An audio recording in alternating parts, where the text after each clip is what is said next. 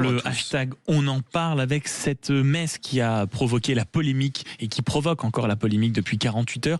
Une messe en hommage à un certain maréchal, le maréchal Pétain, finalement autorisée par la justice, mais très perturbée également. Et oui, elle se tenait du côté de Verdun, cette messe en hommage à celui qui fut le chef du régime de Vichy. Elle avait surtout été interdite par arrêté municipal avant d'être finalement autorisée par la justice.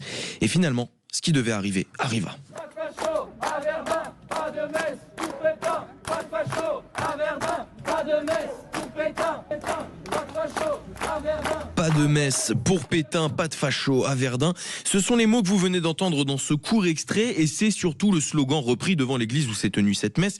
Et ce qui est encore plus choquant, Maxime, ce sont les propos révisionnistes qui ont été tenus durant cette cérémonie. Oui, parce que ça a de quoi choquer d'organiser un hommage, une messe donc pour celui qui fut à la tête de la France collaborationniste. Et oui, et c'est là tout le problème, Maxime. Comment peut-on organiser un hommage pour cette figure de l'histoire ?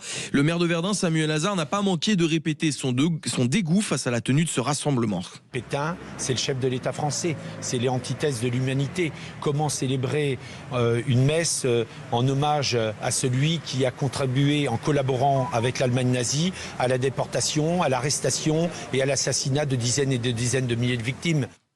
Et voilà, et pire encore, ce qui était presque attendu s'est produit puisque, comme on l'a dit, il y a eu des propos révisionnistes et qui ont été tenus à cette occasion. De quoi faire bondir encore plus de personnes et le préfet Xavier Delarue, le préfet de la Meuse, a d'ailleurs annoncé qu'il signalerait au parquet ces propos clairement révisionnistes. Il n'y a pas eu que les autorités qui ont réagi, il y a eu bien sûr le préfet, le maire, mais pas que, notamment les habitants et sur les réseaux sociaux, ça a énormément commenté ce phénomène. Il suffit juste d'ouvrir ces applications pour se rendre compte de l'ampleur de la situation.